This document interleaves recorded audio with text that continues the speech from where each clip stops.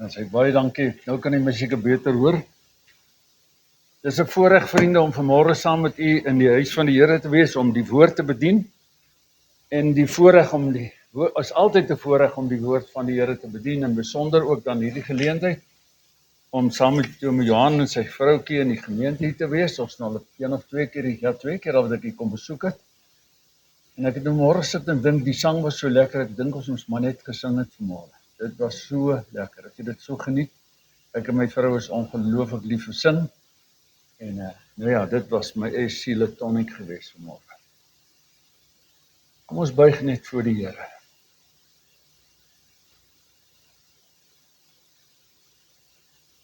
My Vader,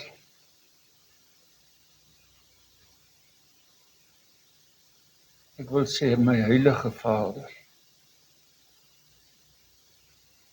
daar's nie 'n beter plek op die aarde as in u teenwoordigheid nie. Daar's ook nie 'n plek waar my hart meer gebroken is as aan die voete nie.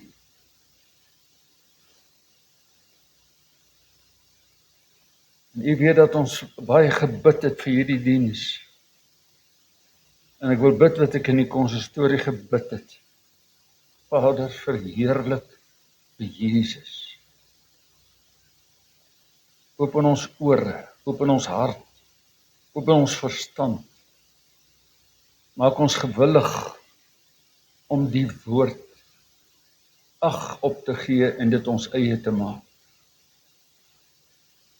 Diepe nood en afhanklikheid buig ek en vra, spreek Here, ook ek wil luister wat u vanmôre vir ons wil sê. Innig dank ons ek aanbid u met my hele hart. Neem nou elke gedagte gevange. Sluit ons in met Jesus en word u verheerlik om u naam ontwil. Amen. Ekskuus al vriende, ek nooi om die woord van die Here oop te maak. En dan lees ons saam met 1 Petrus 5 vers 1 tot 11. Baie bekende gedeelte, maar waaruit die Here vir my baie onlangs 'n woord gegee het. Want jy sien, en ek gaan dit net nou weer sê, die hele skrif is mos deur God ingegee, sodat ons kan leer. En dis wat die Here ons vanmôre wil doen, en ek gaan dit net nou weer herhaal. Hy wil ons leer. 1 Petrus 5 vers 1 tot 11.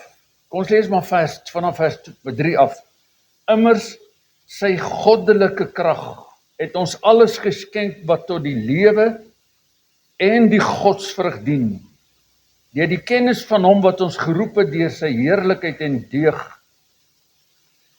waardeur hy ons die grootste en kosbare belofte geskenk het, sodat julle daardeur deelgin, verskoon vriende, ek lees verkeerde plek. Ek kom agter my, hoor, ek is nou nie daar waar ek moet wees. Weet jy wat, dit laat my besef, my vrou word oud.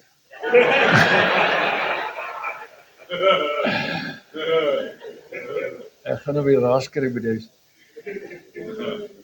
Ekskuus tog. 1 Petrus 5 vers 8 van vers 1. Ek vermaan die ouderlinge onder julle, ek wat 'n mede-ouderling en getuie van die lyde van Christus is, wat ook deelgenoot is van die heerlikheid wat geopenbaar sal word. Hou as herders toesig oor die kudde van God wat onder julle is, nie uit dwang nie, maar gewilliglik, nie om vuil gewin nie, maar met bereidwilligheid. Ook nie as heersers oor die erfdeel nie, maar as voorbeelde vir die kudde. En wanneer die opperherder verskyn, sal julle die onverwelklike kroon van heerlikheid ontvang. Net so moet julle jongeres aan die oueres onderdanig wees. En wees almal met ootmoed bekleed in onderdanigheid aan mekaar, want God weerstaan die hoogmoediges, maar aan die nederiges gee hy genade. Verneder julle dan onder die kragtige hand van God, sodat hy julle kan verhoog op die regte tyd. Werp al julle bekommernis op hom, want hy sorg vir julle.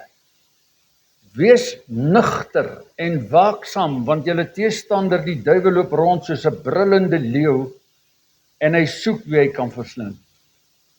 Hom moet julle teestaan, standvastig in die geloof, omdat julle weet dat dieselfde lyding opgelê word aan julle broederskap wat in die wêreld is. Kom ons lees net tot daar uit hierdie kosbare woord van die Here. As ek een teksvers vir u kan uitlig, waaroor ek vanmôre met u moet praat, is hierdie 1 Petrus 5, kom ons lees vers 8 en 9, hou ons vir die voorweer.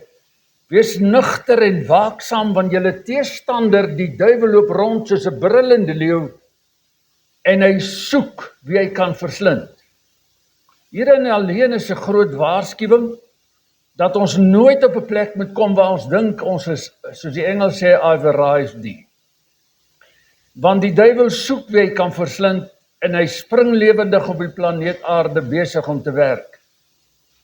Hy loop rond soos 'n brullende leeu en hy soek wie hy kan verslind. Hom moet julle teestaan, standvastig in die geloof. En ek het net nou reeds die teks aangehaal wat ek vir u wil sê. 2 Timoteus 3 vers 16 sê dat die hele skrif is deur God ingegee en is nuttig tot lering, tot weerlegging, tot teregwysing, tot onderwysing in die geregtigheid. En hierdie teks, wat ek sopas aangehaal het, 2 Timoteus 3 vers 16, wil die Here dan vanmôre gebruik om, want dit is van groot toepassing op hierdie diens vanmôre, hy wil ons leer, sodat ons sal weet, dat ons nie in die struik van die duiwel kan land nie.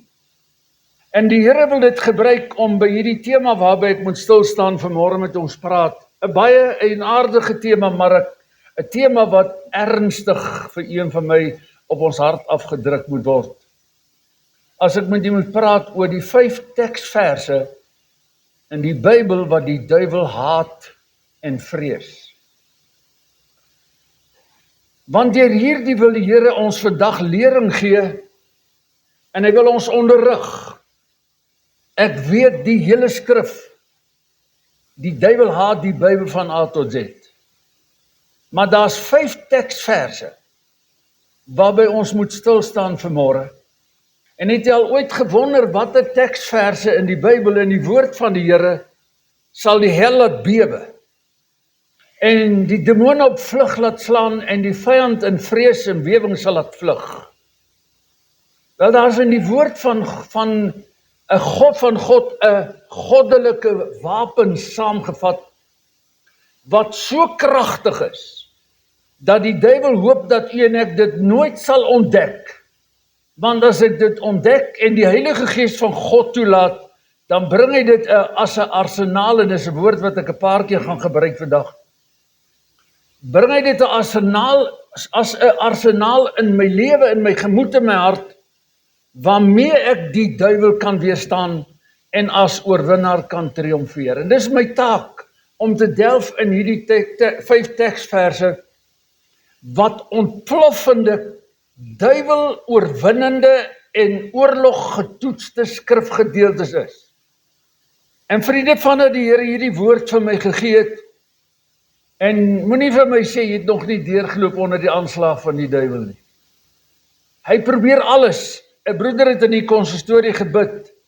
Hy wil 'n sekere ding doen, weet ek nie wat nie, maar die duiwel is altyd daar. Hierdie skrifture, wat ek vanmôre moet voorhou, hierdie tekste, is tekste wat die vyand, wil ek herhaal, nie wil hê ons moet ontdek nie.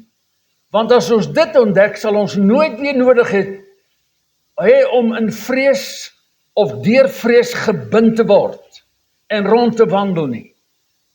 Dis nie gewone teksverse nie, vriende, maar dis geestelike oorlogwapens wat die Here aan u en my gee, waardeur ons vrymoedigheid as ook kan kry en ook deurbrake kan ondervind in ons geestelike lewe. En daarom nooi ek jy, as u gereed is om geestelike krag terug te kry en met die woord oorlog te kan voer en die leuns van Satan te openbaar, dan wil ek u vra, bly by my en laat die Heilige Gees toe om hierdie tekste in in jou geestelike lewe in te skuif.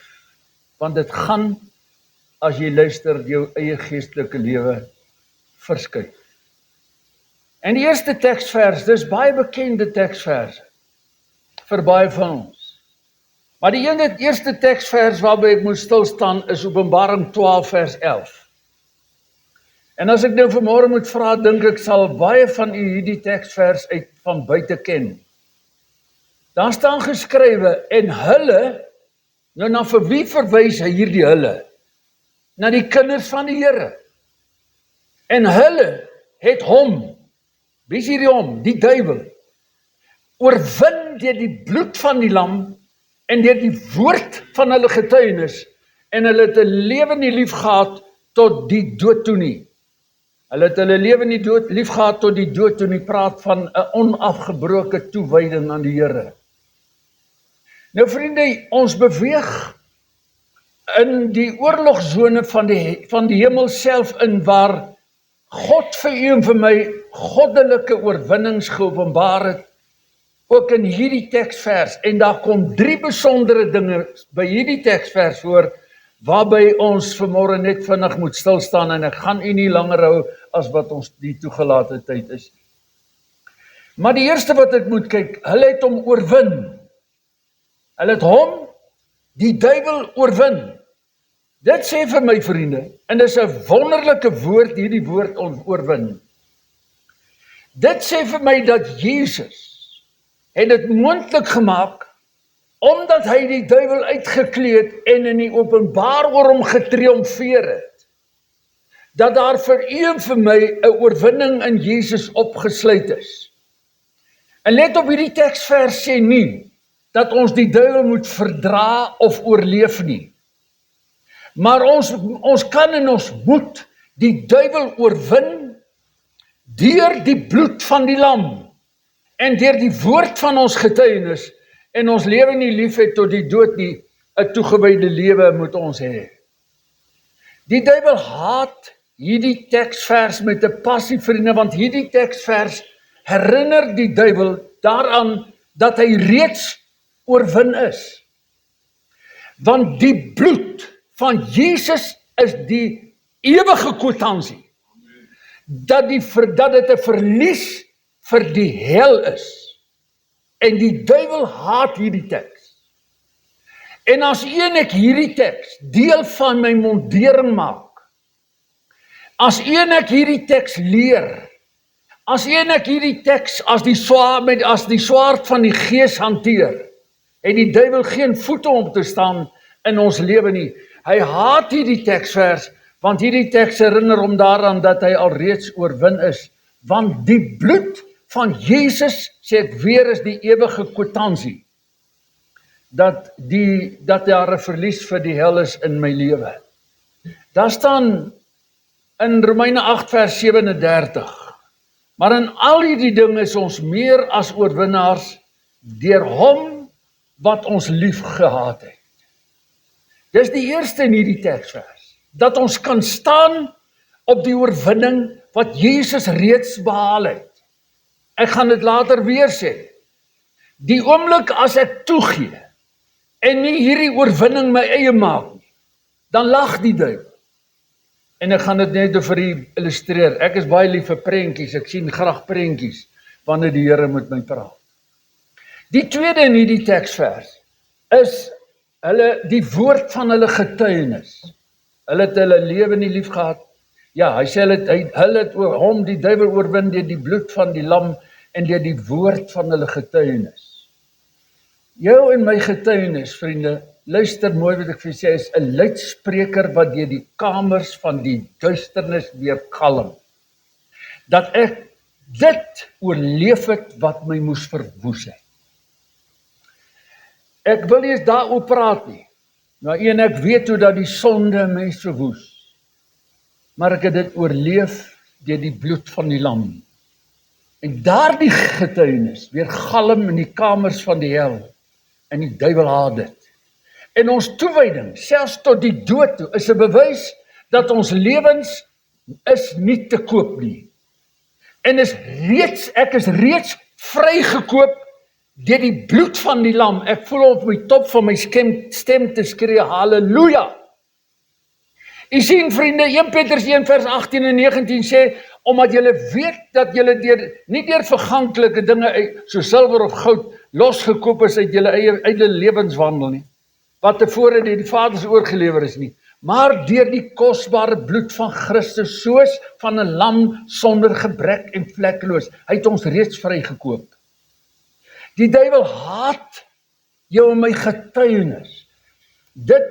Want dit wat hy gestuur het om ons mee te vernietig, het jou en my sterker gemaak deur die krag van die kruis. Dink aan die hofsaal. En dis die prentjie wat ek wil jou voorhou. Ek weet nie wie van u was al in 'n hofsaal nie, dis 'n skrikwekkende plek.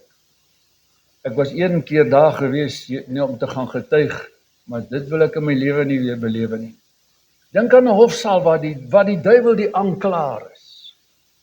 En hy kom net met sy aanklagte en sy bewyse en sy leuns deur jou en my neerlaag van die verlede en ons skandes en ons foute en ons mislukkings as bewysstukke aan te bied in hierdie hofsitting. Hy wil ons begrawe deur veroordeling. Maar hier kom die bloed van die lam. Ons ewige bewys dat daar reeds vir die aanklagtes wat die duiwel opdis, reeds daarvoor betaal is. Jy en ek is verlos, as verlosters gaan staan in die getuienisbank. Nie beskaamd of in vrees nie, maar getuig openlik. Ja, ek was daar, Satan. Ek het geval. Ek was gebroken. Maar kyk wat het die Here vir my kom doen. Jou getuienis ontken nie die pyn nie, maar wys die doel van Jesus se bloed. Jou wonde versteek nie jou verlede nie, maar bekragtig jou genesing in Jesus. Elke keer as jy en ek getuig en my getuienis deel, dan preek ek vir die duiwel dat hy verloor het in my lewe. En ek herinner die duiwel daarin dat sy mishandeling het nie my verstand aangetast nie, of die doel van my lewe gestop nie, en ons is steeds hier, en hierdie feit is reeds behaalde oorwinning teen die duiwel. Ons getuienis is nie 'n souvenir of 'n aandenking nie, maar dis 'n publieke swaard. En ons verlede is nie 'n tronk nie, maar dis 'n platform van waar ek kan vertel wat Jesus vir my gedoen het. Want die Here gebruik nie perfekte mense nie, hy gebruik verloste mense. Elke keer as ek getuig, dan draai ek of verander ek my mislukking in krag.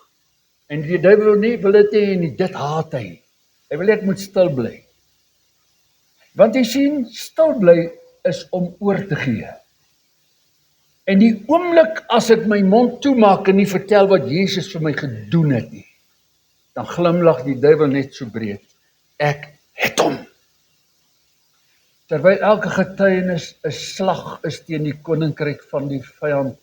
Die duiwel wil ons laat dink dat ons getuienis is 'n verleentheid of dis 'n niks seggend. Maar luister wat ek vanmôre vir jou sê, jou en my getuienis is vir iemand anders se gids tot oorlewing. Want as jy deurgemaak het, wat jy deurgemaak het in jou getuienis aan mense te vertel, is dit steeds besig om vir iemand iets te gee. Iemand wat besig is om te verdrink in sy sonde. Dan gee dit om hoop dat God my ook kan losmaak. En die oomblik wat jy getuig, gooi jy vir een persoon 'n reddingsboei uit. Iemand het in die konsistorie gebid, Here, ek gebruik my woorde, gee ons 'n passie vir siele. En as die duiwel kan regkry dat jou my mond stil is oor my getuienis wat God vir my gedoen het, skaam jou. As jy bang is om te vertel wat Jesus vir jou gedoen het. Die derde strategie in hierdie teksvers, hulle tot die dood toe hulle lewe die lief gehad nie, as gevolg van 'n toegewyde oorgegewe lewe. Dit spreek van toewyding. Dit spreek van liefde wat so sterk is dat nie eers die dood dit kan breek of gemak dit kan beheer nie. Dis wat die martelare deur die eeue in die verlede uitgeroep het, toe hulle op brandstapels gesterf het, vir leeu's gegooi is, het hulle gesê, vir die Here lewe ek, en vir die Here sal ek sterwe. En die duiwel kan nie iemand intimideer wat bereid is om te sterf vir Jesus nie. En dis daardie tipe liefde wat 'n oorgegewe lewe waarvoor die hel die hel verskrik is en die duiwel haat. Ek gaan net nou meer sê oor 'n toegewyde lewe. Jy sien, dis die eerste teksvers. En hulle het hom, die duiwel, oorwin deur die bloed van die lam en deur die woord van hulle getuienis, en hulle het hulle lewe nie lief gehad tot die dood toe nie. Pas jou lewe bietjie by hierdie teksvers in. En kyk of dit waar is in jou lewe. As dit waar is dit een van die magtigste bomme wat God vir jou en vir my gegee het om die duiwel mee te oorwin. Ek het nie nodig dat hy met my ploeg nie. Daar's krag in hierdie woord van God. Die tweede teksvers, Jakobus 4 vers 7. En hy begin met 'n baie interessante woord wat sê onderwerp. Onderwerp julle dan aan God en weerstaan die duiwel en hy sal van julle wegvlug. Hier koppel God 'n toewyding, 'n oorgegewe lewe, 'n onderwerping aan God se wil vir my lewe, aan oorwinning oor die duiwel. So moenie dink, en ek gaan dit 'n paar keer sê, jy kan die duiwel oorwin as jy nie onderworpe is aan God se wil vir jou lewe. Die duiwel skrik nie as ons harder skree, of harder sing, of harder huil, of op en af spring nie. Maar hy vlug wanneer die autoriteit van God in die kamer inkom. Dan vlug hy. En autoriteit kom deur 'n oorgawe aan die Here van my hele lewe. En jy kan nie die duiwel uitklee as jy nog een of ander ooreenkoms met hom het nie. Ons kan nie die hel aanspreek as ons nog in kompromie met hom is nie. Jy kan nie God en Mammon dien nie. Ons kan nie geestelik oorlog voer as ons nog nie geestelike rang het nie. En geestelike rang kom deur 'n oorgawe aan die Here se wil. Dan kry ek autoriteit by hom. Autoriteit kom, sê weer, deur in pas te wees met die Here se wil. Jou oorwinning lê nie in hoe jy voel nie, maar hoe pas jou lewe in by die Here se standaard vir jou lewe. Ons beveg nie die duiwel deur opinie nie, maar ons beveg hom vanuit 'n posisie. En die posisie kom deur onderwerping aan die wil van die Here. Wanneer ek kan sê, Here, nie meer my wil nie, maar U wil geskied in my lewe. Ons kan nie die duiwel weerstaan in ons verhoudings onder mekaar, as ons daaglikse lewe nie onder die beheer van die Here is nie. Ons kan nie oorwinning in ons emosies beleef as ons emosies soos bitterheid, onvergewensgesindheid, welis steeds ons besluite oorheers nie, kan ons die duiwel nie weerstaan nie. Die oomblik wat ons daardie areas van my lewe en ons planne en ons trots en ons voorkeure na die altaar toe bring, dan verloor die duiwel sy wetlike toegang tot my lewe. Toewyding, onderwerping aan die Here, is soos om die deure van 'n huis te sluit en daai bossleutels vir die Here te gee.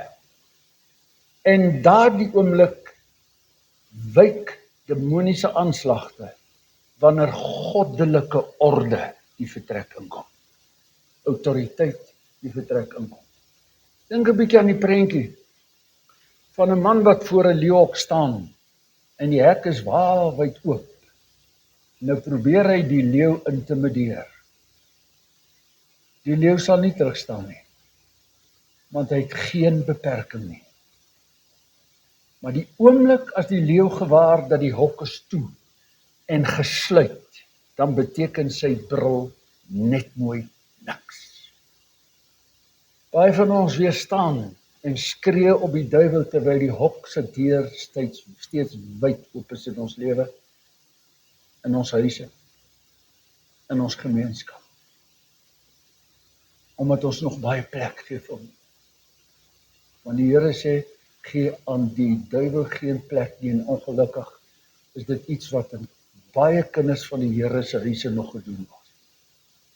Maak toe die deur. Sluit die deur in gehoorsaamheid aan God.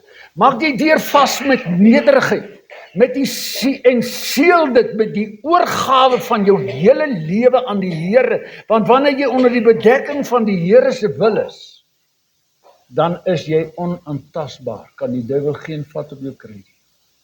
Die duiwel weet, hy kan niks aanraak wat onder die goddelike autoriteit lewe nie. Hy kan nie. Oorgawe ontneem Satan van sy laaste vasdraplek in my lewe. Al wat God van jou en van my vra is, buig jou knie in onderwerping, voordat dit te hard word om daai ding in jou lewe te staan, en die leeu jou verslind. Kom plaas jou planne, sê die Here, onder die Here se doel, en plaas jou reg onder sy geregtigheid, want as jy werklik aan die Here oorgee, het die duiwel geen opsie anders as om te vlug nie. Onderwerp julle aan God in 'n oorgegewe lewe, en weerstaan dan die duiwel en hy sal van julle weg.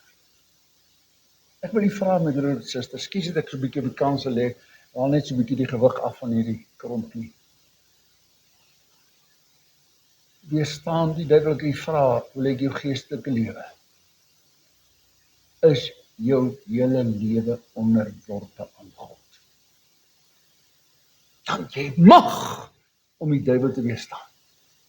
En die duiwel haat hierdie teksvers. Skree, gaan te kere, maar as jy voor jou nie onderwerp het nie, lag hy. Daar's 'n derde teks wat die Satan haat, vriende.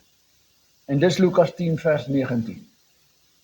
Ek gee aan julle die mag. Dis die Here wat dit sê. Ek gee aan julle die mag om slange en skorpioene te trap, en oor al die krag van die vyand, en let vir hierdie woorde, en niks sal julle ooit skade doen nie. Jy sien, vriende, met hierdie teksvers staan ons op heilige grond, en met die hemelse autoriteit wat die poorte van die hel laat bewe. Wanneer die kinders van die Here die gewig van hierdie teksvers besef en dit aangryp en dit toepas. Jesus het nie hierdie woorde gefluister nie. Hierdie teksvers begin met 'n woordjie, kyk, kyk. Dis asof die Here dit wil uitroep en sê, my kind, kyk, gee ag. Ek, nie jou baas nie, nie jou man nie, nie jou vrou nie.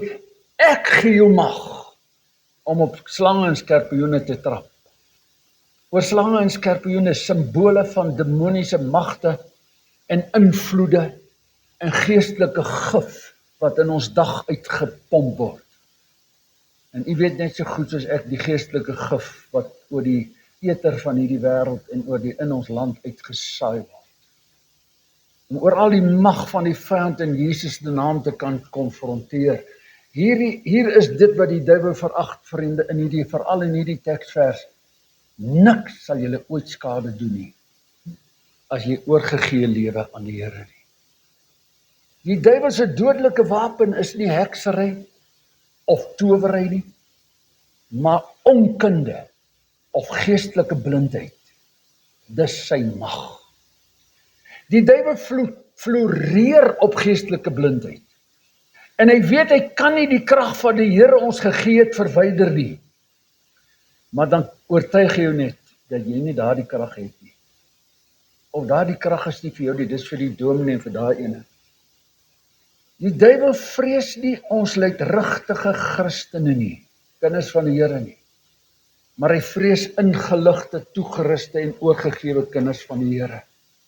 Dink net op baie kinders van die Here, en ek wil weer 'n beeld gebruik wat ons almal ken. Het 'n geestelike bankkaart, en daar's geen beperking of limiet daaraan, en ek gaan dit nou vir u wys. Maar hulle gebruik dit nie. Hulle pas dit nie toe nie, omdat hulle nooit vertel is hoe dit eintlik werk nie. Daar staan in 2 Petrus 1 vers 3, immers, sy goddelike krag het ons alles geskenk wat tot die lewe in die godsvrug dien, met ander woorde, alles wat ons nodig het vir 'n toegewyde lewe. Deur die kennis van hom wat ons geroep het, deur sy heerlikheid en deeg. En nou lees ek vir die Engelse begripsvertaling van hierdie teksvers, 2 Petrus 1 vers 3. Everything you could ever need for life and complete devotion to God has already been deposited in us by divine power. U en ek het 'n geestelike kredietkaart wat onbeperk is. En baie min kinders van die Here het hierdie autoriteit al gebruik en weet dus nie eers dat hulle nie nodig het om as 'n neerlag rond te loop nie, terwyl die Here hulle oorwinnaars verklaar. Kyk, sê die Here, ek gee julle mag om op slange en skorpioene te trap, en oor al die krag van die vyand, en niks sal julle ooit skade doen nie. Slange en skorpioene is nie net reptiele nie, vriende, maar simbole van slim demoniese aanslae. En bly by my wat ek nou vir u wil sê. Want die slang, die verleier, wat gevul is met leuns, wat in my denke ingefluister word. Waar lê jou my grootste probleem? As hierdie gedagtes eers begin hardloop, dan slaap ek nie. En dis waar die duiwel op konsentreer. Van Adam en Eva se tyd af. Hy doen 'n subtiele influistering van leuns in ons gemoed. En ek gaan net nou meer oor hierdie gedagtes sê. Die skorpioen is 'n aanvaller wat steek deur verraad, deur skinder, deur emosionele trauma en geestelike moegheid en welis en al hierdie goed wat ons kan opnoem. Hy doen dit in die donker. Die slang daag op in die tuin van jou verstand en die skorpioen skuil in die skaduwee van jou verhoudings. Luister, Jesus sê, trap op hulle. Hulle moenie van die aanval weghardloop nie. Wanneer angs en vrees in jou en my opstyg, moenie daaroor onderhandel nie, maar bestraf dit in die naam van Jesus. Wanneer versoeking soos 'n slang inseil, deur wat jy sien, sla dit hier vas. Moenie dit vermaak nie, maar vertrap dit, want dis die woord van God wat vir een van my daardie autoriteit gee. Hou op om die Here te vra vir krag om te oorwin oor dit wat hy reeds vir jou en my autoriteit oorgegee het. Gebruik die krag. En dit kan alleen gebruik word in 'n oorgegewe lewe. Wanneer vrees jou aan jou deur klop, praat met dit in die naam van Jesus. As versoekings insluit, tree op met die swaard van die Gees, deur die swaard van die Gees te gebruik.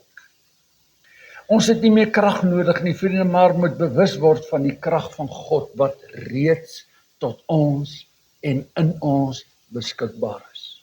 Net soos die polisieman nie nodig het om baie groot postuur te hê nie. Hy het net een ding nodig. Hy het hier op sy bors 'n wapen wat sê ek is 'n polisieman. En dan herken jy hom. Net soos ons 'n kenteken, die bloed van Jesus en die inwoning van die Heilige Gees. As die duiwel het sien, sê hy bly weg. Want ek is meer as oorwinnaar deur Jesus, wat vir my krag gee. Gebruik dit en begin leef onder hierdie goddelike voorreg om meer as oorwinnaars te wees, soos Romeine 8 vers 37 sê. Wanneer ons hierdie autoriteit begin glo en uitleef en spreek, het die duiwel geen ander uitweg as om oor ons voete vertrap te word, die vriende. Dis God se woord, gryp dit aan, gebruik dit. En ek het 'n autoriteit in Jesus naam, wat ons kan mee die duiwel beveg. 'n vierde teksvers wat hy haal. 2 Korintiërs 10 vers 4 en 5.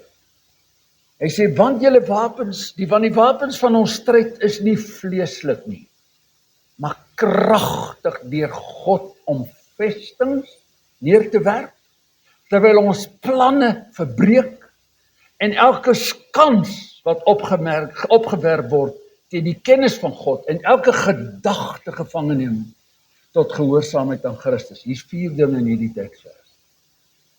Hierdie is een van die mees kritiese teksverse wat die meeste en die maklikste deur kinders van God oor die hoof gesien word. Naamlik die slagveld van ons gedagtes. Die slagveld van ons gedagtes. Paulus lig die sluier dat die grootste slagveld is nie die regering, ek sê dit weer, of jou buurt, of jou buurman, of jou buurvrou nie. Maar die duiwel se grootste slagveld is jou en my gedagtewêreld.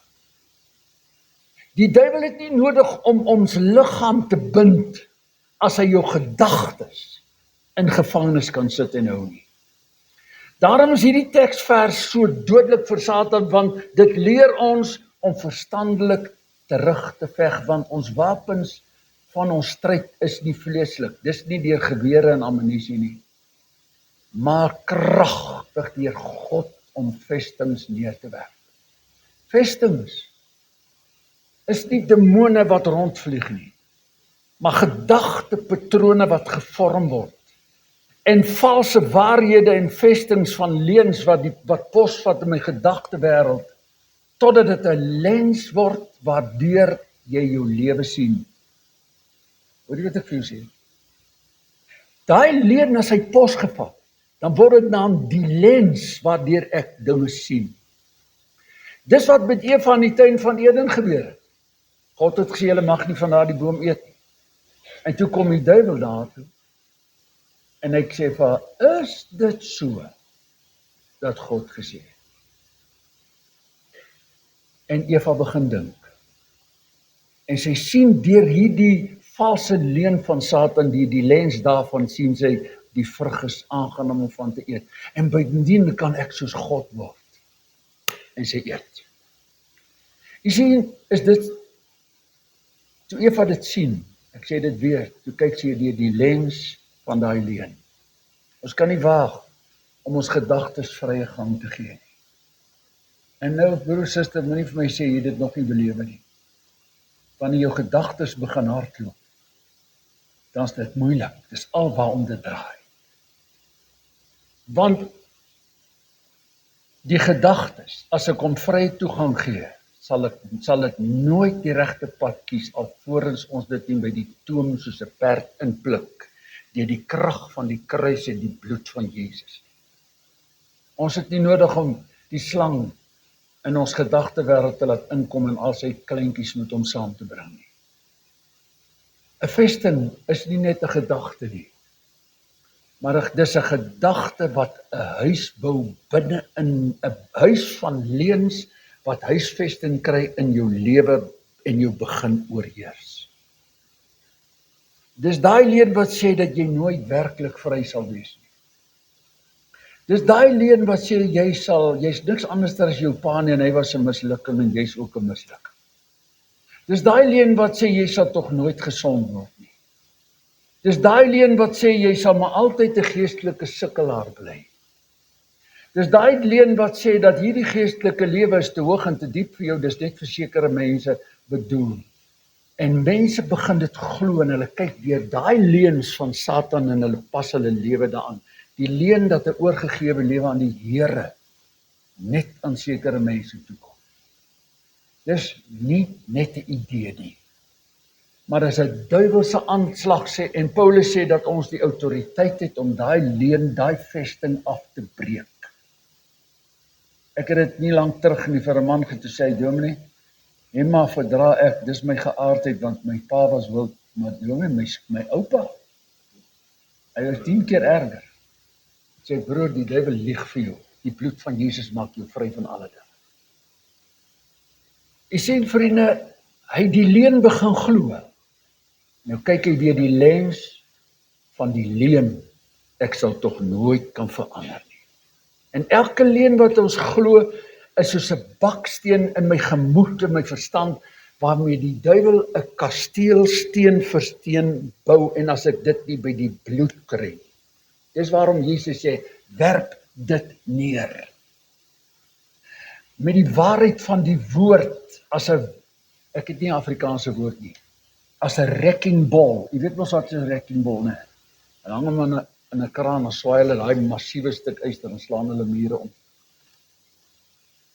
Dis nie net 'n idee nie.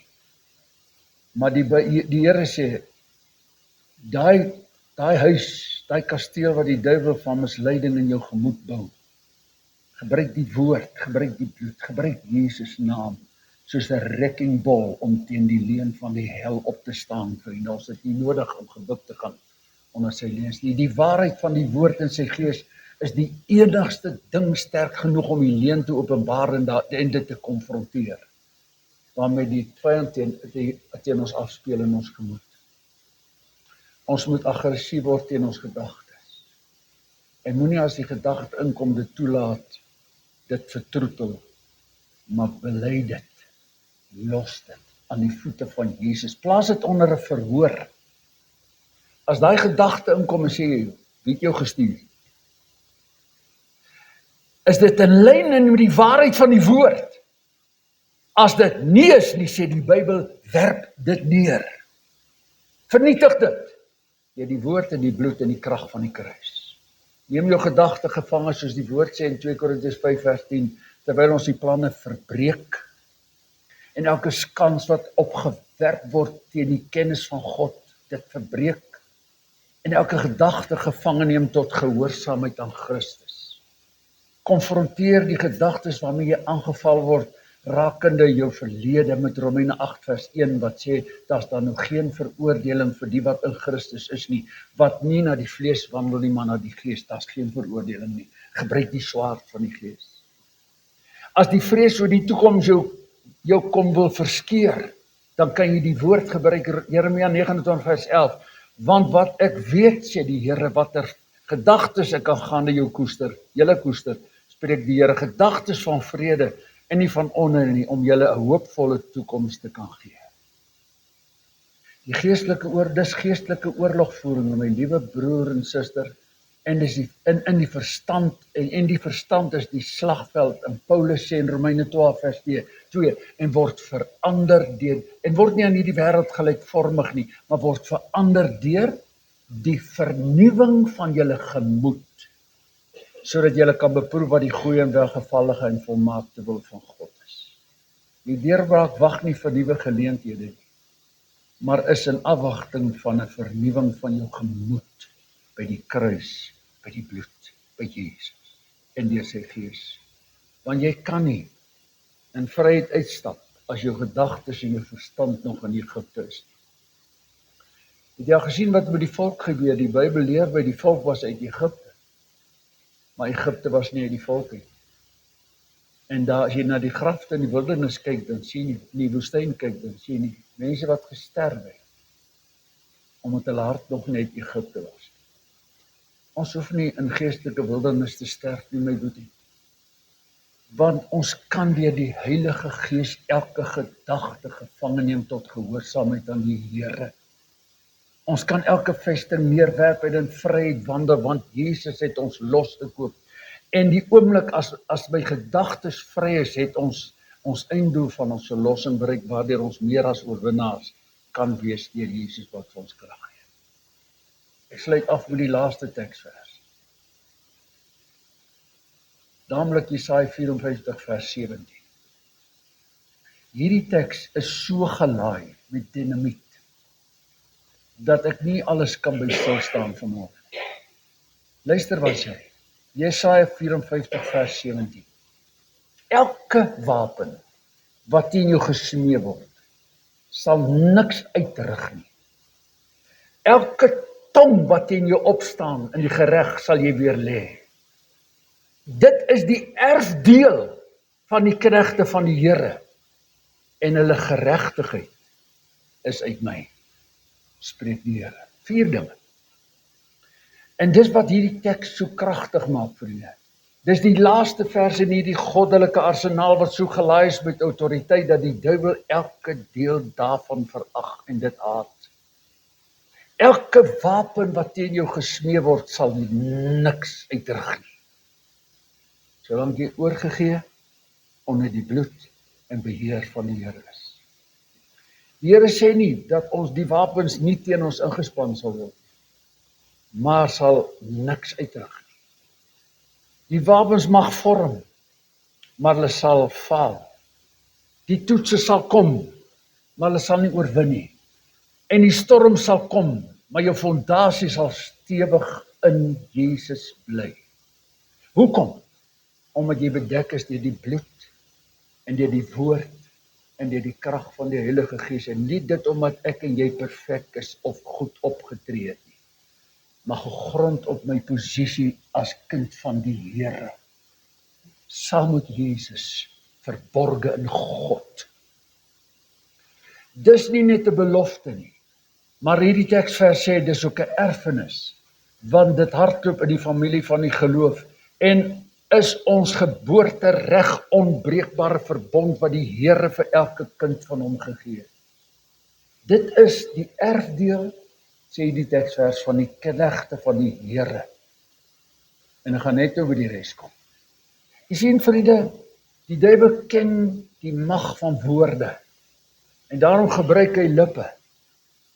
Woorde van mense wat soos pyle op jou afskiet, wat jou beskinder, wat jou beskuldig, wat jou beswadder, en daardeur jou karakter wil vermoor. Die duiwel ken hierdie woorde, hy ken dit en hy port dit aan. Maar die Here sê dat ons nie nodig sal hê om onsself te verdedig nie. Bestraf die tonge in Jesus naam, want elke tong wat teen jou opstal in die gereg sal jy weer lê. Moenie nog een traan stort, en nou gee ek jou goeie raad, moenie nog een traan stort of probeer jouself verduidelik teenoor sommige mense nie. Want as mense wat lank al reeds besluit het om jou mis te verstaan. So moenie jou krag op hulle probeer mors om hulle te oorwin nie. Vat hulle na die kruis toe. Vat hulle na die bloed toe in gebed. Ons teksvers sê hulle geregtigheid wat uit my is, die wonderlikheid van dit is die Here wat dit spreek. Met ander woorde, die Here word jou verdediger. Hy word jou skild. Hy word jou advokaat in die hofsaal van die hemel. En daardie mens wat jou dan moetswillig wil verkeerd verstaan, gee hom vir God. Want God is jou advokaat. Hy is jou skild. Daar's 'n Engelse vertaling in een van die begripsvertalings wat sê, He is my wrap around love. En hy omgord my met die liefde van homself. Vriende, en dis wat Jesaja 54 vers 17 sê, naamlik ons geestelike assuransie, ons assuransie-polis, en die storm kan skud soos hy wil, maar kan nooit ons skuiling in Jesus neem nie. Satan kan wapens van verraad, kan wapens van siekte, kan wapens van depressie gebruik, maar hy kan ons nooit oorwin, solank ek onder die bloed is nie. En solank ek oorgegee bly aan die Here, want die Here self sal vir my intree en die aanslag omdraai en dit afweer. Wat die vyand as kwaad gestuur het, sal die Here in goed omskep. So baie keer sal ons nie eens weet waarvan die Here ons bewaar het nie, omdat die vyandige wapen nie eers van die grond af kon kom nie. Verklaar luister nou mooi na my, gaan ek afsluit. Verklaar nou Jesaja 54 vers 17 soos 'n oorlogskreet oor jou lewe. En moenie dit net lees nie, maar leer dit, spreek dit uit oor jou huis, spreek dit uit oor jou kinders, spreek dit uit oor jou man, spreek dit uit oor jou vrou. En sê dit wanneer jy in jou kar ry of wanneer vrees by jou wil opkom. Verklaar, elke wapen wat teen my gesmee word, sal niks uitrig nie, en elke tong wat teen my opstaan in die gereg, sal ek deur Jesus weer lê. Want dis die erfdeel. En die Here het dit vir ons gegee, want hy is ons geregtigheid, die een wat vir my stry. Deur dit te doen, spreek ons nie net die woord nie, maar ek aktiveer ons erfenis wat die bloed van Jesus reeds die verbond mee geteken. En wat ons uitspreek is die sleutel tot die ontsluiting van hierdie verbond in sy woord. Dit waarom die vyand so hard werk om ons monde stil te hou, vriende, want die oomblik as ons die oorwinning in Jesus spreek, verander die hele speelveld. Want ons staan onder die vaandel van goddelike beloftes. Die Here het nooit gesê, ons sal nie aangeval word nie. Maar ons aanval sal nooit suksesvol wees. Die Here het nooit stormlose lewe beloof nie, maar 'n stormbestande siel geanker in Jesus. As ons in hierdie woord van oorwinning geanker is, kan die duiwel nooit weer my emosies beheer nie. As ons die woord en Jesus se oorwinning geanker is, word ons trane gebede en word ons wonde wysheid en word die stryd seëninge en die oorlog word aanbidding, want Jesus is in beheer. Luister na die Here, wat hy vir jou en vir my wil sê met die erns van God in sy hart. Moenie net hierdie tekste memoriseer of quoteer nie, maar gebruik dit as wapens om die vyand te verslaan. Ek het nou die een nag, het ek 'n onmenslike droom gehad, en ek word wakker, en jy dit ook al beleef, dan draai daai droom soos die hart of soos waterstroom deur jou verstand. En skielik sê die Heilige Gees in my hart, jy het ons wapens. En ek pas die woord toe op slange se hele trap en op skorpioene. In Jesus naam. En dit soos jy sê, mes, dis dit weg. Die duiwel haat hierdie woord, gebruik die wapens om die vyand mee te verslaan. Die duiwel gee nie omdat jy die woord onder jou arm dra nie. Maar hy bewe, wanneer jy die woord van God glo en dit toepas. Die teks is nie bedtyd woorde nie. Dis nie slaaptyd stories nie. Maar dis kanonne van God om die vyand te laat bloei. Hierdie tekste is nie beloftes om jou pyn te verlig nie, maar krag om die vyand mee te verslaan. En daarom in die naam van Jesus moet ek by u pleit vanmôre, berg hierdie woord in jou hart soos 'n skat. Gebruik dit as 'n kompas en slinger dit na die vyand soos Dawid met die slingerveld die klip na Goliat geslinger het. Moenie jou getuienis stil nie, maar dat dit brul en jou gebede geanker wees in die woord van God. Opstyg teen hierdie aanslag en wandel in die krag wat vir ons gekoop is op Golgotha. Wandel asof jy bedek is, want jy is as kind van God. Gebruik die woord asof jy 'n oorwinnaar is, want jy is en Jesus het jou reeds laat oorwin. Vriende, ek wil weer sê wat ek vroeër gesê het, ek voel op die top van my stem te skree, prys die Here. En ek is meer as oorwinnaar. Die duiwel loop rond soos 'n brullende leeu en hy kyk wie hy kan verslind. Ek en jy het nie nodig, want hy het ons 5 wapens gegee, wat die tekste gegee, wat die duiwel haat. Skryf dit op hierdie klein kaartjies, dra hom in jou sak, leer dit, memoriseer dit, maar bo alles, gebruik dit. Enig het dit nodig in die dag van ons lewe, meer as ooit tevore. Want hy loop rond soos 'n brullende leeu en hy soek wie hy kan verslind. God het u my lering gegee. Hy het ons onderwysing gegee. Nou is die onus in jou en my hand, wat gaan ek maak met sy woord? Mag God ons help om hierdie woord ons eie te maak en te wandel in die lig soos Jesus in die lig is. Amen. Kom ons buig ons hoofde.